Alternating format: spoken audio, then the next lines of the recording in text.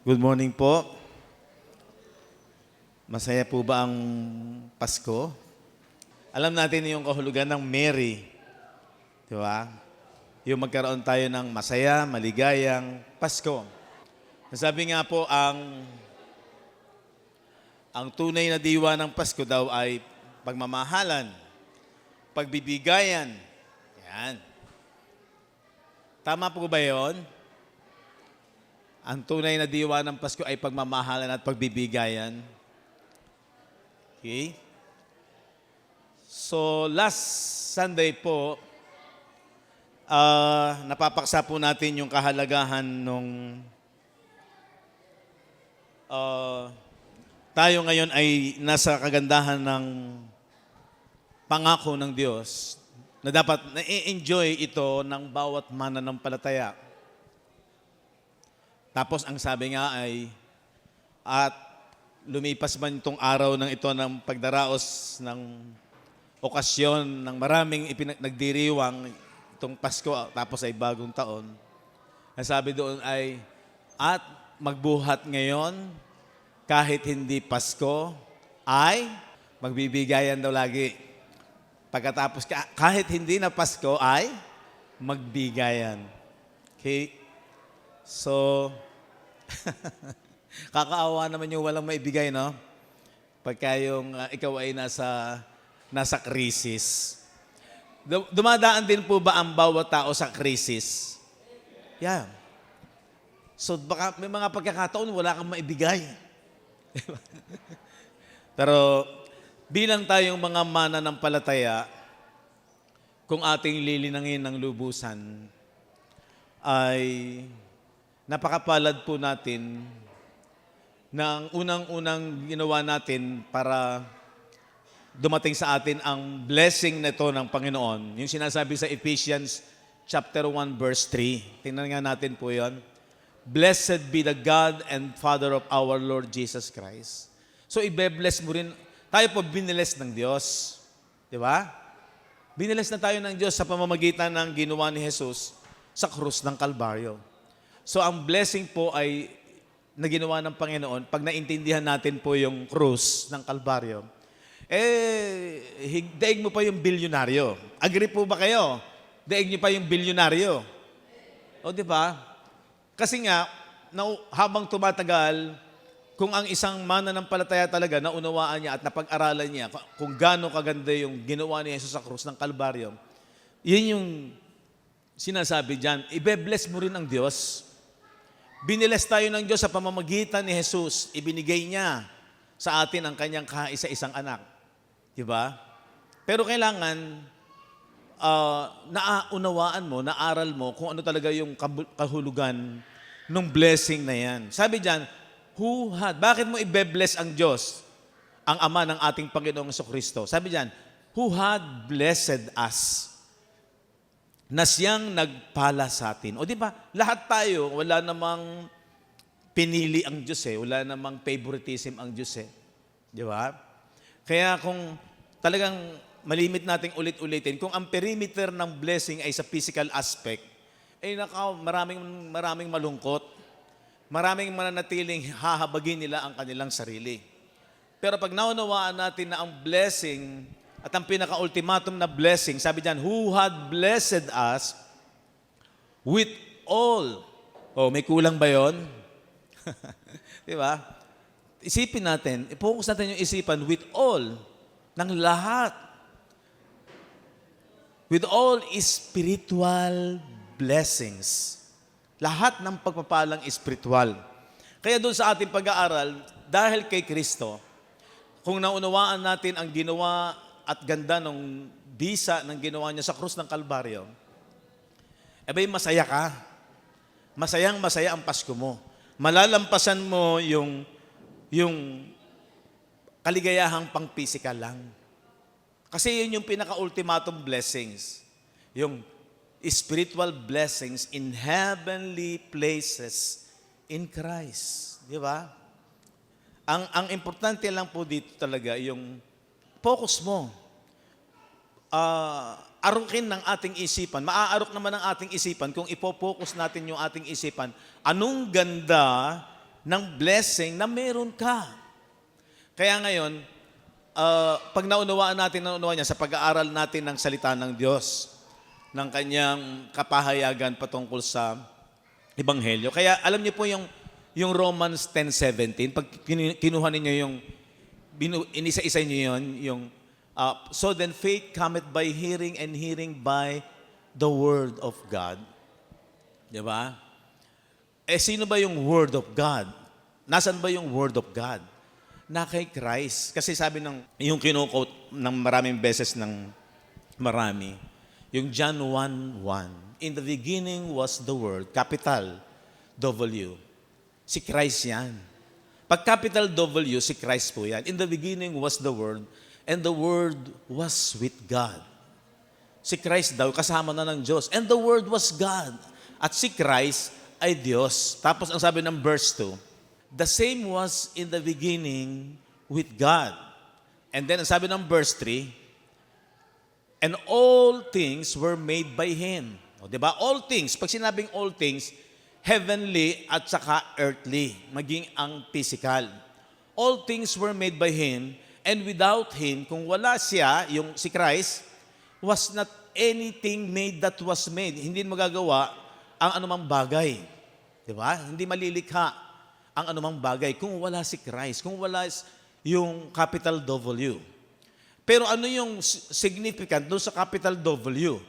Yung pinag-aaralan natin na yung sinasabi sa John 6:63, it is the Spirit that quickeneth. Mapapansin niyo dyan, small letter S. It is the Spirit that quickeneth. Ito raw yung nagbibigay ng buhay, yung Espiritu. Ano yung Espiritu? Sabi kasi, the flesh profiteth nothing. So yung laman, walang ano man daw ipakikinabang. So nakapokus yung pagbibigay ng buhay ng Panginoon, no? Hindi na sa laman. Kasi actually yung laman siyang nauna na nabubuhay, 'di ba? Pagkatapos binigyan ng hininga yung Espiritu, 'di ba? So ang nagbigay ng buhay yung salita niya, the words that I speak unto you, ito yung malinaw. They are spirit and they are life. Ang mga salitang sinalita ko sa inyo, ito ay pawang espiritu at buhay. Okay. So, pag ating pinag-aralan, yung capital W ay kailangan huwag mawawala yung small w. Ito rin yung capital S, spirit, at ito rin yung small s na spirit. Diba? Magkasama sila, hindi sila pwedeng magkahiwalay. So sa pamamagitan nito, at sa pamamagitan ng kanyang salita, na-create daw yung all things. Maging dun sa atin pong pinag-aaralan, na kung bakit tayo naging new creature, bakit tayo naging bagong nilikha, saan ang galing yung ating pagiging new creature? Kay Kristo. Sa ginawa niya sa krus. Yung kapahayagan ng mabuting balita, doon nagkaroon ng buhay. Doon tayo isinilang. Di ba sabi ng, for though you have 10,000 instructors in Christ, yet have ye not many fathers, for in Christ Jesus, I have begotten you. Isinilang. Yung isinisilang, nagkakaroon nyo ng buhay. Pag mayroong isinilang, may buhay.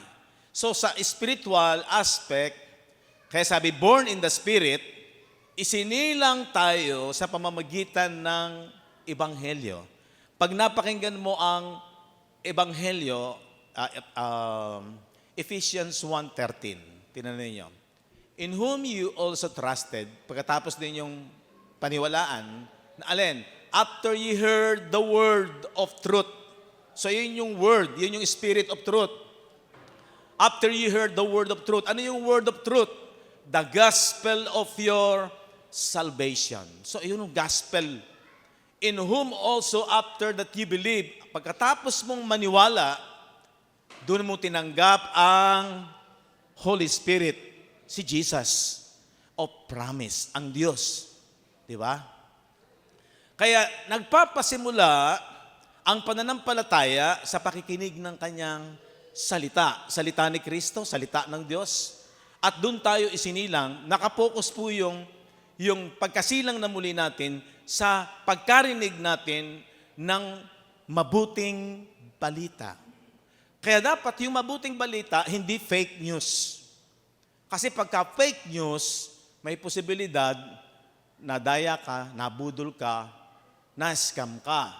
Pero pag maliwanag at totoo yung mabuting balita sa iyo, ay yun ang katiyakan na ikaw ay born again at yun ang katiyakan na yung bisa ng krus ay yung blessing, yung all spiritual blessing ay nasa mga mananampalataya at yun ang magdudulot sa iyo ng tunay na kaligayahan. Amen? Kaya yung Matthew 1:21, and she shall bring forth a son, and thou shalt call his name Jesus. For ito yung diwa ng Pasko.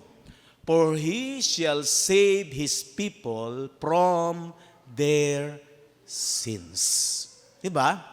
At siya'y manganganak ng isang lalaki. At ang pangalang itatawag mo sa kanya'y Jesus.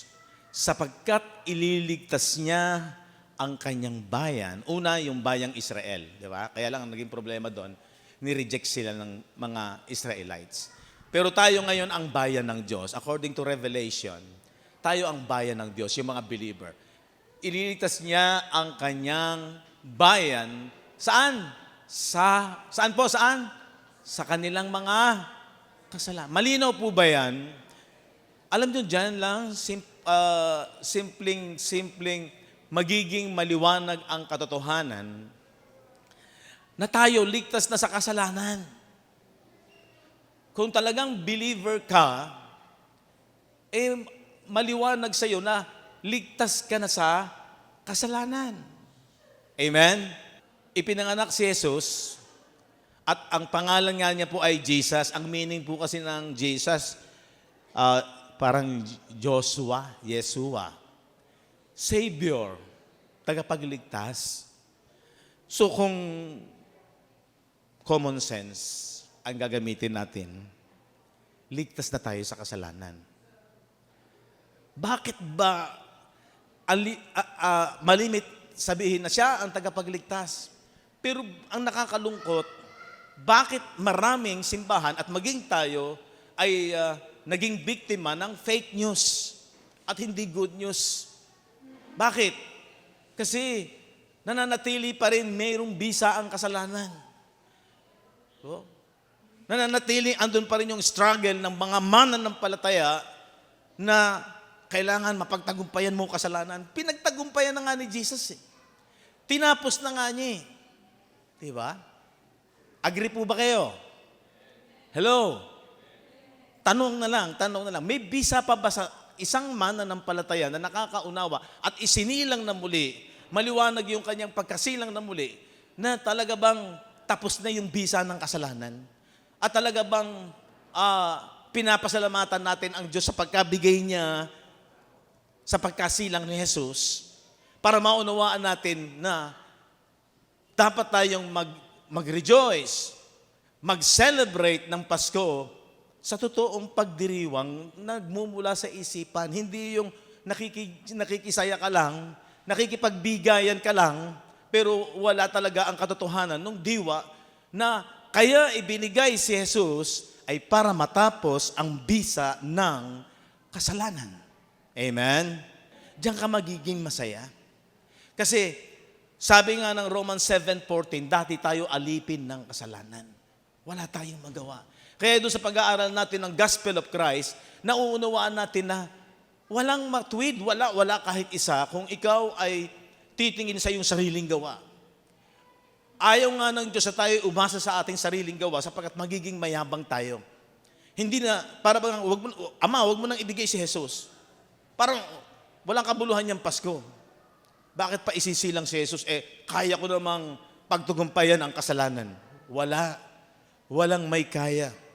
Sa pag-aaral natin, kahit ulit-ulitin natin, pabalik-balikan natin, mauunawaan natin at mahirap labanan yung katotohanan na sinasabi ng Scripture na tapos na ang bisa ng kasalanan. Kaya nga sinawag siyang Savior. Di ba? Ayan, sabi niya, no, nalalaman natin na ang kautusan ay spiritual. Nature ng Diyos. Ang problema ito, ngunit ako'y salaman. Yun ang problema.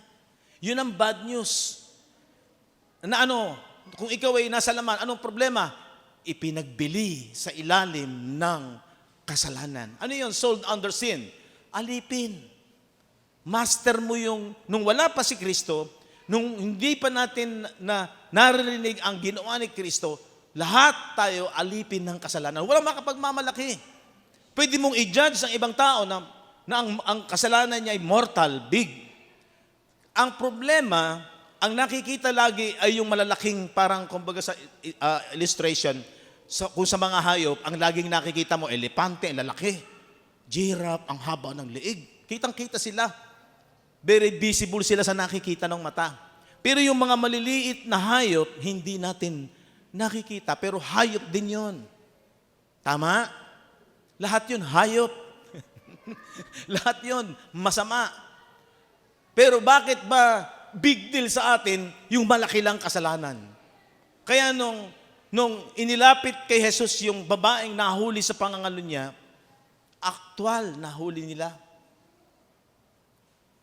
At parang kinukundi na lang nila yung babae. Ang babaeng yan ay nahuli sa pangangalo niya. Dapat yan ay batuhin hanggang mamatay. Ano sabi ni Jesus? Sige. Kung sino sa inyo ang walang kasalanan, dahil nasa kautusan niyan, siyang unang pumulot ng bato. Dahil yung kautusan, spiritual, holy. At ang kabanalan ng hinihingi ng kautusan, 100% ma-perfect mo. Kaya nung sinabi ni Jesus na sige, yung walang kasalanan, siyang unang pumulot ng bato. Pero walang nakapaglakas loob na pumulot ng bato at pumukol doon sa babae sapagkat lahat sila ay guilty. Amen. Diba? Iniwan nila yung babae. Si Jesus nga, siya yung may karapatang bumato dahil wala siyang kasalanan. Napag-aralan na natin ano ba talaga ang dahilan kung bakit walang kasalanan si Jesus. Wala siyang sin in the flesh. Kasi isinilang siya ng isang babae na birhen na hindi sa prosesong natural isinilang si Jesus. Hindi sa pamamagitan ng proseso ng mag-asawa. Virgin si Mary. Walang gumalaw sa kanya. At sa pamamagitan ng Holy Spirit, siya ay nabuo doon sa sinapupunan ni Mary. Kaya siya ay walang kasalanan katulad ng mga pangkaraniwang tao. Pero grabe yung tao kung makatingin minsan, hatulang ka. Kung makatingin parang seryosong ang baba ng tingin sa iyo. Na hindi naman naiintindihan. Diba? Kung makatingin, tahimik nga, pero kung makatingin naman, hinatulang ka na. Diba? Purihin ng Diyos, salamat sa Panginoon. Naunawaan natin na lahat tayo pantay-pantay sa Diyos. Walang matuwid, wala kahit isa. Kung bakit, pag naunawaan natin ang kagandahang ginawa ng Diyos, na dahil sa pagkaalipin natin sa kasalanan, tayo'y pinalaya, iniligtas. Dahil wala tayong magagawa, lahat tayo'y alipin ng kasalanan. Doon pa lang, mapupuri mo na ang Diyos. Mapapasalamatan mo na ang Diyos. Maunawaan mo na ang Diyos kung bakit dinisign niya ang tao na hindi dapat umasa sa kanyang sariling lakas sapagkat siya'y magmamayabang, magiging mataas at mapagpuri at laging palahatol kung tumingin sa kapwa, ibabagsak ka. Doon pa lang malinaw ang kapahayagan na talagang ang tao ay ililigtas niya sa kasalanan. Kung mauunawaan at maliwanag talaga kung ano ang dahilan bakit niya ibinigay si Jesus. Balik ulit tayo, Matthew 1:21. Ano sabi doon? At siya'y manganganak ng isang lalaki. At ang pangalang itatawag sa kanya'y Jesus, Savior. Sapagkat ililigtas niya ang kanyang bayan sa kanilang mga kasalanan. Blessed po ba tayo dyan? Yun yung sinasabing, blessed with all spiritual things. Lahat ng makalangit na pagpapala ay ibinigay na ng Diyos sa atin. Alam niyo kung tutuusin, yung habag, yung pag-ibig, yung kagandahang loob ng Diyos, nabuhos na dyan sa pamamagitan ng krus. Yung kompletong pagmamahal para sa lahat, pantay-pantay. Kaya anong kalalagayan mo sa buhay sa lupang ito, ay maranasan natin, ito yung totoong pag-ibig ng Diyos. Kompleto yan. Kaya, magmamakaawa ka pa sa Diyos, Panginoon, maawa ka sa akin. Kung ang pananaw mo lang ay palaging sa physical aspect, di makikita mo sarili mo kulang. Diba? Ang babasihan mo yung dili ng kanyang pamumuhay, kung ano meron siya. Gambira si Elon Musk, sabi nung isang foreigner yun eh. Si Elon Musk daw, doon sa yaman niya, kahit daw mag-spend si Elon Musk ng ilang milyon ba, every hour, sa buong buhay niya, hindi niya mauubos yung kanyang pera. So kung pagbabasihan mo yun, napakapalad, napaka-bless ni Elon Musk talaga. Oh. Sasabihin mo, sana ako rin. Diba? Kung yun ang magiging perimeter, marami ang Pasko talaga hindi totoo. Tama? Kung doon yung perimeter, marami umiiyak pagka Pasko. Maririnig mo, may dumadaan ka sa isang kalye, pinaliliguan doon sa poso yung anak. Ayan! Galit na galit. Magpapasko na, wala pa kayong bagong damit, wala kayong ganito, wala kayong ganyan, ganyan. Kasi ang tatay nyo. Sisisihin yung tatay. Diba? So parang sayang ang buhay. Pero purihin ng Panginoon, ito yung nakakalungkot kasi. Hindi talaga maliwanag ang Pasko. Magiging maliwanag lang ang Pasko pag natuklasan ang salita ng Diyos. Kaya faith cometh by hearing, and hearing by the word of God. So yun yung salita na nagbibigay ng buhay. Ito, word of truth. Ephesians 1:13. Nasa Kanya kayo rin naman pagkarinig nyo ng aral ng katotohanan, word of truth, doctrine of truth. Ano yun? The gospel of your salvation, ang ebanghelyo. Ito naman ang ebanghelyo ng inyong kaligtasan. Na sa Kanya rin naman, mula lang kayo'y magsisampalataya. Yun ang importante. Dahil ang pananampalataya, hindi yung narinig mo lang na siya ganito, namatay sa krus. Hindi kailangan nababasa at napapakinggan sa Bible kung ano yung detalye ng pagkaligtas. Na ano yung pagkatubos sa kasalanan. Ang dami kasi naririnig na tinubos sa kasalanan, pero andun pa rin yung guilty, andun pa rin yung takot, andun pa rin yung kinokondemn niya kanyang sarili dahil hindi niya nauunawaan, palasimba siya, diba? At nagsusumikap siyang gumawa ng mga bagay para ma-please ang Diyos, pero hindi nauunawaan, nananatili pa rin siyang guilty, nananatili pa rin andon na nawawala ang kaligtasan. Andon na pinapalo pa rin siya ng Diyos. Binibiro ko nga kayo na yung kapatid. Ba't ka nagaganyan? Pinalo ka ng Diyos. Sa atin, maliwanag na. Tapos na yung judgment. Universal judgment ay naganap noong AD 30 dito sa krus. Sa Romans 8:3, kinondemned na yung sin sa laman ni Jesus. Anong saysay nung makita mo na nagkawasak-wasak ang katawan ni Jesus? Ang sabi ng iba, alam niyo ba? Kaya pala sabi ng scripture, kung hindi ako nagkakamali, Isaiah, walang ganda na ikaw ay makikita sa Kanya. Walang ganda kasi yung kapangitan ng kaparusahan ng kasalanan ay dinala niya sa Kanyang katawan. Kaya yung Kanyang katawan, doon sa krus, wala ka ng gandang makikita sapagkat warak-warak yung Kanyang laman. Ano sabi ng Romans 8:3? condemned sin. Ang sabi doon, sapagkat ang hindi magawa ng kautusan, spiritual ang kautusan, holy, good. Pero yung problem nga is, mahina sa pamamagitan ng laman ng tao. Merong sinful nature, sinful flesh, sin in the flesh ang tao.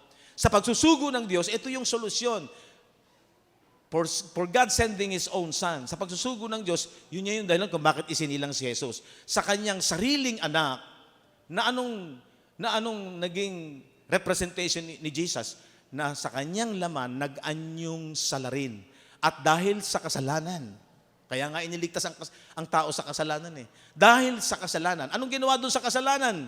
Ng buong sangkatauhan, hinatulan ng Diyos sa laman. Malinaw po ba yon? Hinatulan na. Kung pupunta ka sa batas, walang tinatawag na double jeopardy ba yon? Nahatulan na, hahatulan mo na naman. Diba? So yung judgment sa kasalanan, done. It is done. Kaya bago siya nalagutan ng hininga, sabi niya, it is finished. Amen? Good news po ba yon? Nung sinabi niyang, tapos na problema nyo. Tapos na ang pagkaalipin ninyo sa kasalanan. Kaya sabi ni Pablo, magsaya kayo. Rejoice in the Lord always. And again, I said, rejoice. Amen. Pag ang perimeter mo, physical, hindi ka magiging masaya. Hindi ka talaga magiging masaya. Hindi po masamang mag-enjoy sa physical. Ako nakikiisa, mag-party tayo, magsaya tayo, pero huwag mawawala ang tunay na diwa ng kaligayahan ay yung gandang ginawa ng Diyos.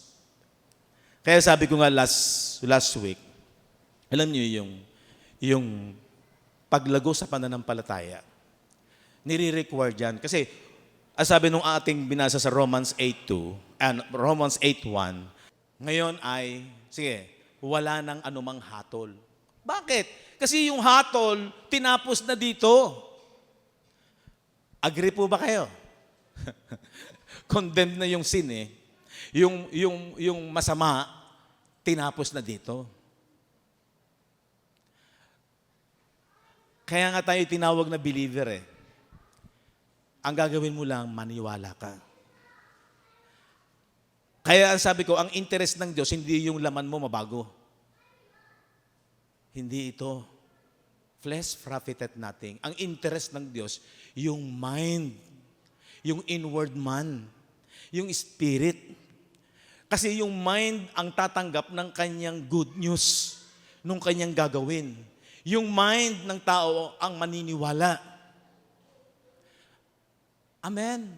Kaya di ba sabi ko nga, sa isang believer, napakahalaga ng 3 F. Nagpapasimula ang lahat sa katotohanan. You shall know the truth and the truth will set us free. Diba? Kaya yung faith mo nanggaling dun sa katotohanan. Ito yung word of truth. The gospel of your salvation. So ito yung dapat pinanggalingan ng katotohanan. Hindi yung aral ng tao. Hindi yung sabi ng tao. Hindi yung dahil naniniwala ka sa tao dahil may dignidad siya.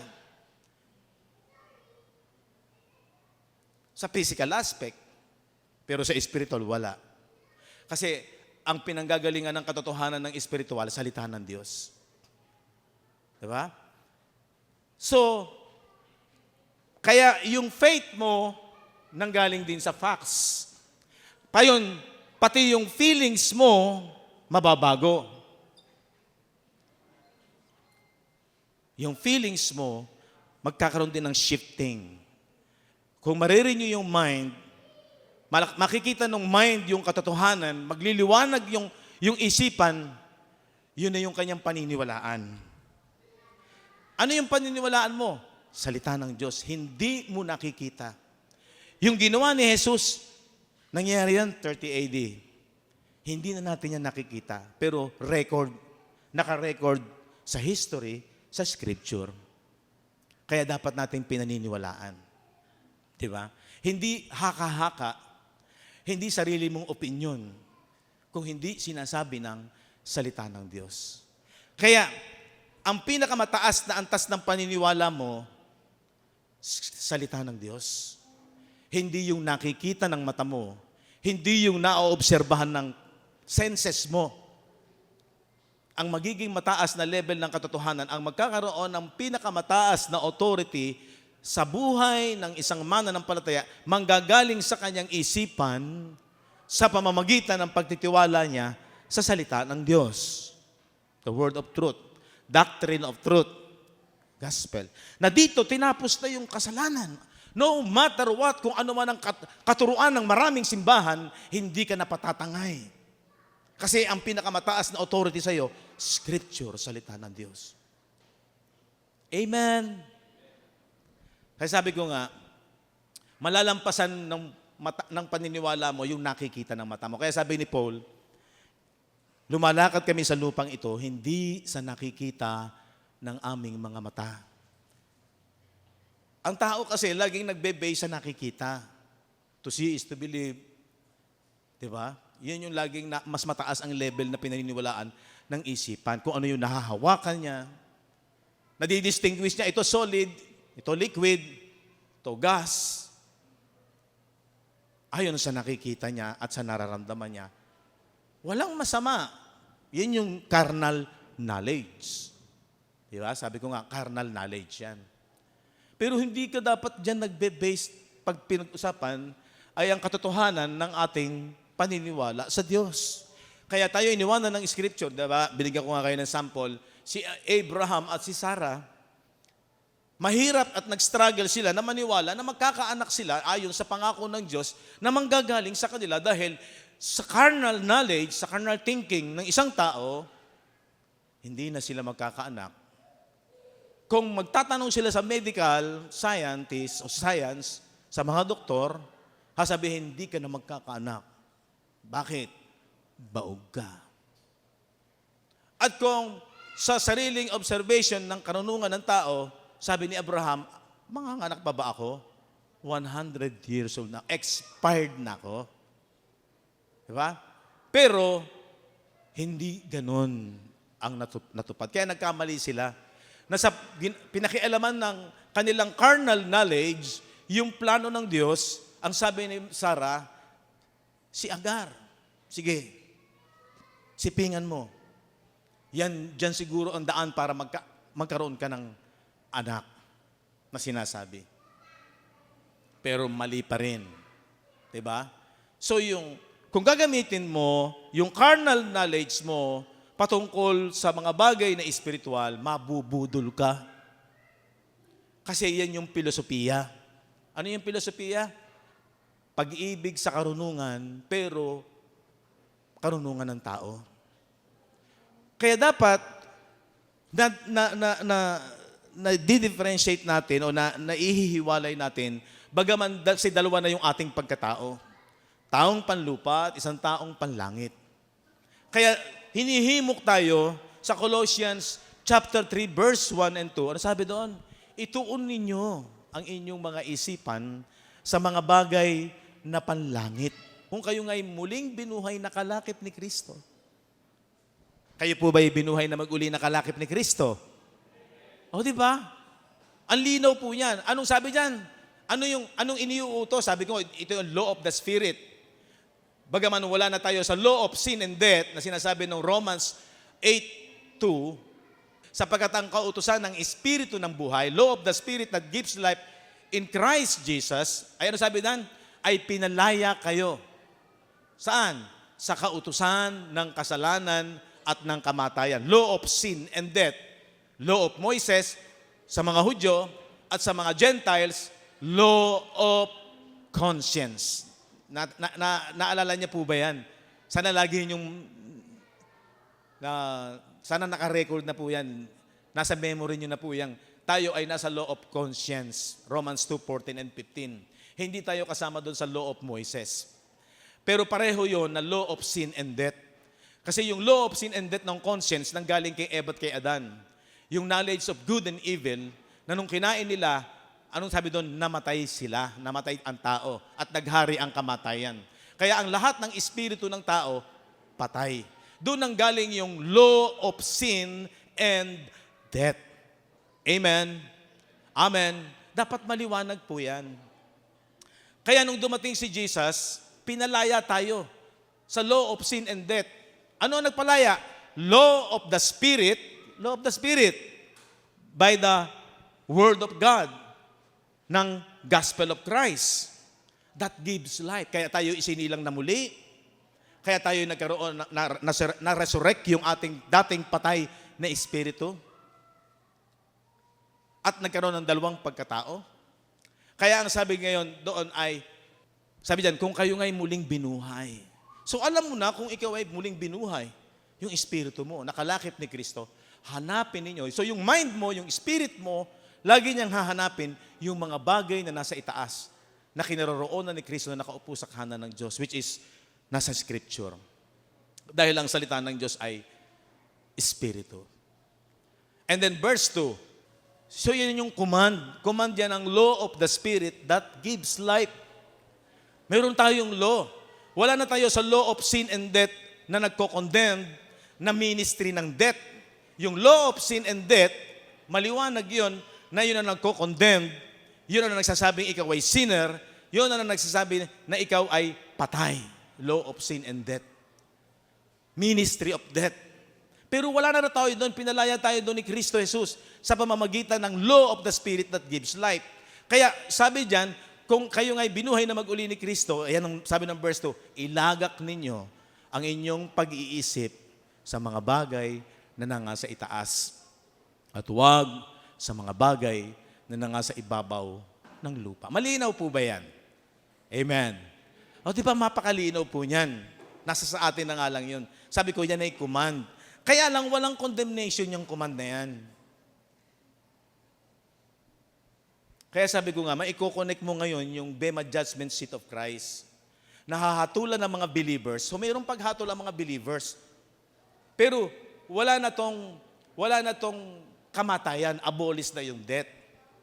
Kaya lang, meron niyang sinasabi doon sa ating pinag-aralan last time, 2 Corinthians 5:10. 2 Corinthians 5:10. For we must all appear before the judgment seat of Christ, that everyone may receive, ang bawat isa ay tumanggap, the things done in His body, kung ano ang ginawa mo sa katawan ni Kristo, bilang ikaw ay believer.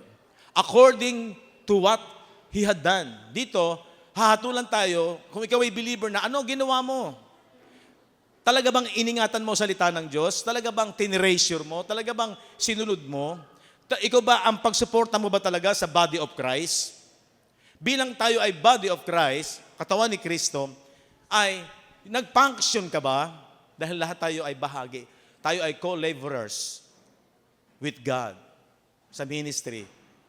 Tayo lahat ay manggagawa. Hindi na tayo kagaya nung kailangan i-assign ka, ikaw manggagawa ka. No, the Scripture ang nagpapahayag, ang Scripture ang nagpapahayag na tayong lahat, kung ikaw ay na kay Kristo, ikaw ay kamanggagawa ng Diyos. Katawan ni Kristo. At mayroong kang function sa bahagi ng katawan ni Kristo. Si Kristo ang ulo, tayo yung kanyang katawan. Kung si Kristo ang ulo, ang pag-iisip ni Kristo sa pamamagitan ng kanyang salita, ang nagdidikta, nagdodominion para ngayon, pati yung feelings mo, kasi tinanggap mo yung katotohanan, nagkaroon ka ng pananampalataya, pati yung feelings mo, mag-shift ang kaligayahan yan, hindi na lamang dito sa physical aspect nakapokus ang kaligayahan. Hindi lahat ng desire ng laman ay susundin mo. Ang magdudominyo na sa'yo, yung espiritu, yung salita ng Diyos. Si Kristo na ang ulo at tayo yung kanyang katawan. Hindi na tayo nabubuhay sa ating sarili. Makinig kayo, dito na yung giving. Si Kristo, ibinigay niya yung kanyang buhay para sa atin, ibigay rin natin ang buhay natin para sa namatay sa atin. 2 Corinthians chapter 5, for the love of Christ constrained us, sapagkat ang pag-ibig ng Diyos ngayon ang nagtutulak sa atin, nagmo-motivate sa atin. Because we thus judge that if one died for all, kung ang isa'y namatay para sa lahat, sa mga believers, then we, sabi dyan, that if one died for all, then we are all dead. Yung dati mong pagkatao, yung dati mong identity, yung dati mong ikaw, nung wala ka pa kay Kristo, kasi nung dating ikaw, nung wala ka pa kay Kristo, nabubuhay lamang ikaw sa sarili mo at patay pa yung espiritu. Tama? Hindi pa resurrected yung espiritu pag hindi pa born again. Para madali natin maintindihan. Pero nung ikaw ay nanampalataya, na born again, yung dati mong pagkatao, ituturing mo ng, according to Romans chapter 6, ay patay na kay Kristo. Ibinilang na, ipinako sa krus, namatay at inilibing yung dati mong pagkatao, yung body of sin. Di ba? And then, ang resurrected na yung iyong espiritu, yung inward man mo, na ang pinaka-factor, yung mind mo. Kaya, hindi ka na nabubuhay ngayon sa iyong sarili. Yung dati mo ay patay na.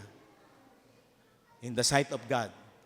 At sa ating isipan, nakikipagkaisa tayo sa ginawa ni Kristo. Tuloy, 15. At siya'y namatay dahil sa lahat. Alam natin, si Christ yun, sa mga believers. Sinasabi kong para sa lahat sana, pero ang nakikinabang ay ang mga mananampalataya. So, siya'y namatay dahil sa lahat upang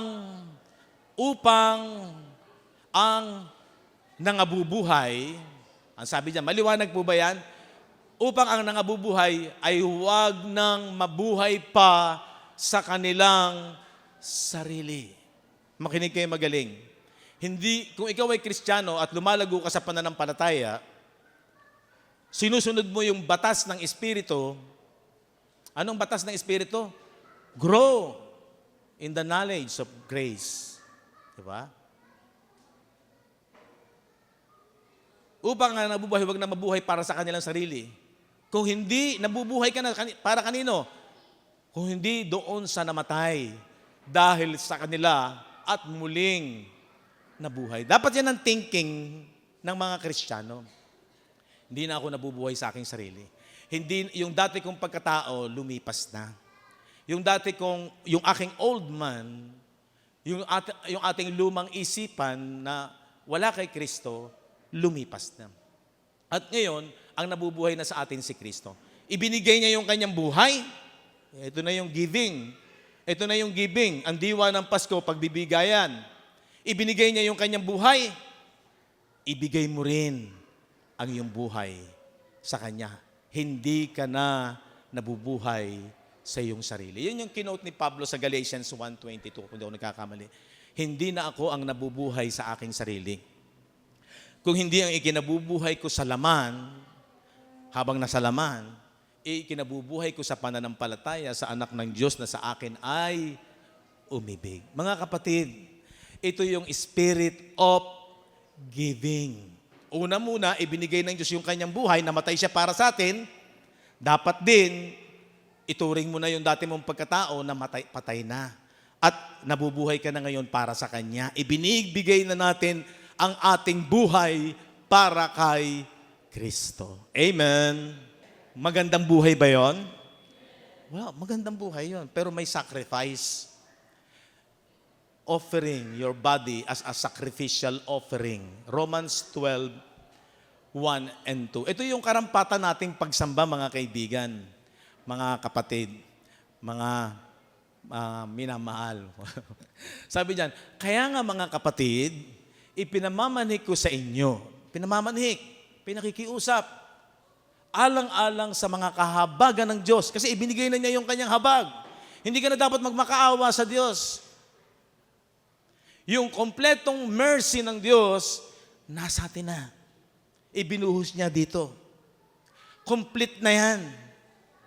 Package deal. Sino nakakaintindi pag sinabing package deal? Kompleto yan. Ipinamamanig ko sa inyo, alang-alang sa mga kahabagan ng Diyos na inyong iharap. Ito na ngayon yan. Ibigay ninyo ngayon, iharap, ihandog. Ang inyong mga katawan na isang haing buhay, banal, nakaaya-aya sa Diyos na siya ninyong katampatang pagsamba. Bakit sacrificial? Kasi paglalabanan mo na yung lahat ng gusto ng laman, hindi mo lang pagbibigyan ng lahat. Hindi na siya yung dapat mag-dominion. Dati, kung ano yung gusto mo na mabuti, ito gawa ko to. Hindi mo na isinasaalang-alang yung para sa Diyos.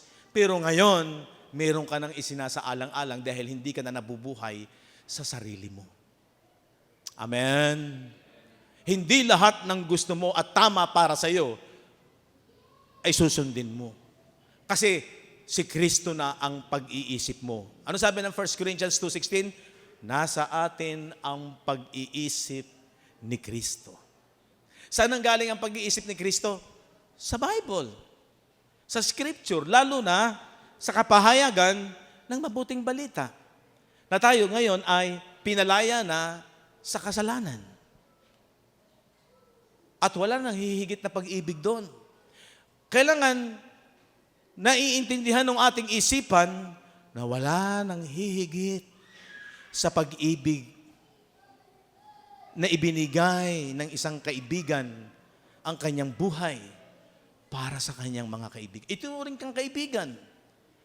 At walang pinakamataas na antas ng pagkakaibigan ang hihigit sa ginawa ni Kristo sa pagkaturing sa atin na tayo ay kanyang best friend. At pag ikaw ay best friend talaga ni Kristo, lagi kang sabik sa Kanya. Lagi kang dumidepende at nagtitiwala sa Kanya. Close na close ka sa Kanya. Dahil mag-best friend tayo ni Kristo. Amen? Yun yung karampatang pagsamba. Hindi ko binabaliwala yung tayo umaawit sa Panginoon. Pero, pangalawang bagay lang yan. Kahit anong dedication ang pag-awit mo, pero after ng pag-awit mo, tapos na. Walang kabuluhan. Kaya sabi ko nga po sa music ministry, ang isang requirements na lang, yung journey ng learning. Huwag pababayaan. Okay, hindi na tayo mahigpit sa pagdisiplina, sa pag-attend, sa kanilang schedule. Kung talagang busy sila, huwag nating hanapan. Pero, yung isa na lang ang huwag mawawala. Kung ikaw ay isang worshiper, naintindihan mo talaga yung tunay na kahulugan ng pagsamba. Amen. At yung lahat ay mananamba. Ang sabi ng John 4:24, darating ang oras, sabi niya sa babaeng Samaritana, sasambahin ninyo ang Diyos sa Espiritu at sa katotohanan. After the cross, after the complete revelation ng cross, lalo na after nung 70 AD, iisa na lang ang natirang handog. Natapos yung old covenant system at ang nanatili na lamang ay ang new covenant na ginawa ni Kristo. Doon na natin maiintindihan ang revelation ng tunay na pagsamba. Kasi ibinigay ni Kristo, ibinigay ng Ama ang kanyang anak at ibinigay ni Kristo ang kanyang buhay para sa lahat. Pero yung lahat, kinakailangan ibibigay din niya ang kanyang buhay para sa namatay sa kanila. Amen. Agree po ba kayo na ito talaga ang tunay na diwa ng Pasko? At magbuhat ngayon kahit hindi okasyong Pasko, laging may bigayan. Amen? Kaya maintindihan mo na yung law of the Spirit. Sabi nila, wala na silang law. Natapos na daw silang law. No, mayroon tayong law. Ang sabi ng Romans 8:2, sapagkat ang kautusan ng Espiritu ng buhay na kay Kristo Jesus ay pinalaya ako sa kautusan ng kasalanan at ng kamatayan. Okay? Ang isang mananampalataya, nagsiship yung kanyang mind. Ang pinakamataas na pinaniniwalaan na niya, salita ng Diyos. Rather than kung ano yung na-observe mo rito sa lupa, nakikita mo, na-observe mo, nahahawakan mo, ang pinakamataas mong pinaniniwalaan ay ang salita ng Diyos. Na kahit hindi mo nakikita, at kahit mahirap paniwalaan ng carnal knowledge, pero dahil sinalita ng Diyos, pinaniniwalaan mo. Pinaniniwalaan natin na resurrected na yung espiritu mo. Ang sabi ng Colossians 1:13, He had delivered us from the power of darkness. Wala nang darkness. Yung iyong inward man, nasa liwanag na yon. And had translated us into the kingdom of His dear Son. Di paniwalaan mo. Sabi ng scripture, Pastor, hindi ko nakikita. Andito pa ako sa lupa eh. Ito yung struggle ng mga mananampalataya. Saan ka lagi pupunta sa paniniwala? Sa Scripture. Sa sinasabi kung ano na yung ginawang tinapos ni Kristo sa krus, yun ang mas pinaniniwalaan mo kaysa sa nakikita ng mata mo.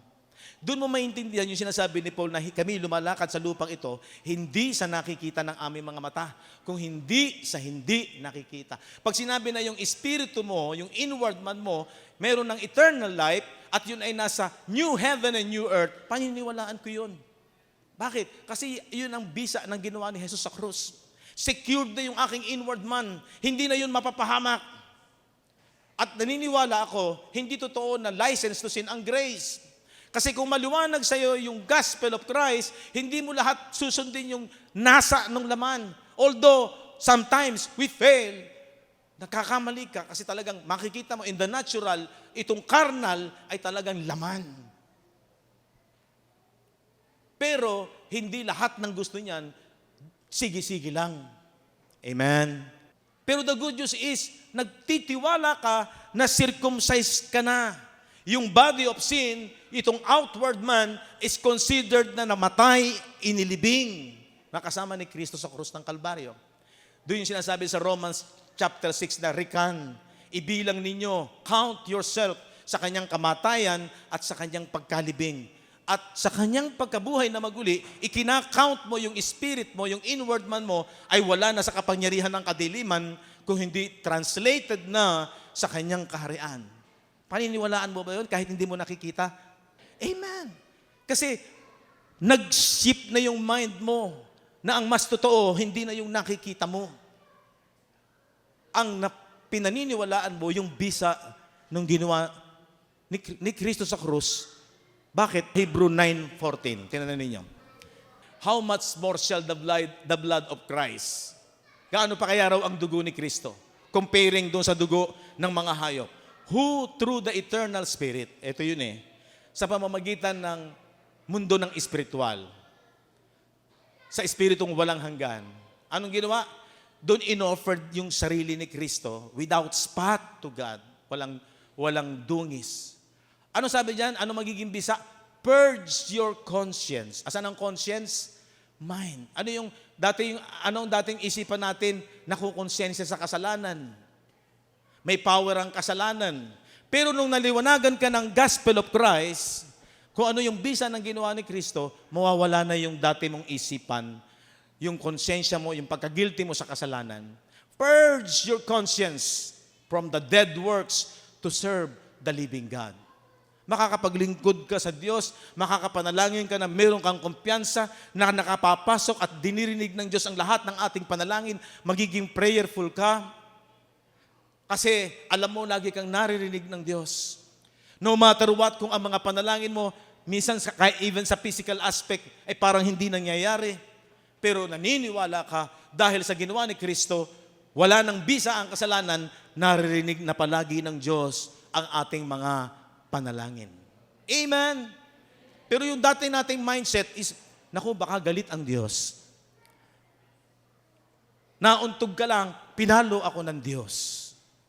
Tapos na nga yun Yung power of sin Kaya ka lang siguro nauntog, dahil hindi mo nakita na mauuntog ka. Tama? Aksidente. Pero hindi na dapat natin sabihin na, kasi galit siguro ang Diyos. May nagawa kasi akong kasalanan. So, hindi na ganun yung paniniwala mo. Ang paniniwala mo, ang binibigyan mo ng pagtitiwala ay malinis na yung isipan mo sa kasalanan dahil ang sabi ng diwa ng Pasko, Matthew 1:21, iniligtas na tayo sa kapangyarihan ng kasalanan. Amen? Okay, magdiwang tayo, magparty tayo. Pero hayaan natin na yung ating kaligayahan, una muna ay sa ganda ng ginawa ng Diyos. Kumain tayo ng masarap, walang masama dyan. Lumundag ka, magsaya ka, sumayaw ka, walang masama dyan. Pero hindi lang doon yung kaligayahan mo. Kaya ka naglulundag, tumama ka sa loto. Diba? Napakabuti ng Diyos. Double blessing meron tayo. Sabi naman ng Diyos, kung inuna niyo yung aking kaharian at ang aking katwiran, pag gusto ng Diyos na mabuhay ka, kapatid, kahit minsan may krisis at may problema, mabubuhay ka. Kaya niya. Kasi siya na ang nagmamay-ari sa buhay natin. Kapag gusto ng Diyos na mabuhay ka kahit may dumarating na sakit, minsan masela na sakit, pero hawakan mo pa rin. Ang buhay ko ibinigay ko na sa Diyos, ibinigay na niya yung buhay sa akin, alam ko na ang diwa ng Pasko, ibinigay niya yung buhay niya sa akin, ibinigay ko na rin ang buhay ko sa Kanya. Nagtitiwala ako, hawak niya buhay ko. Amen!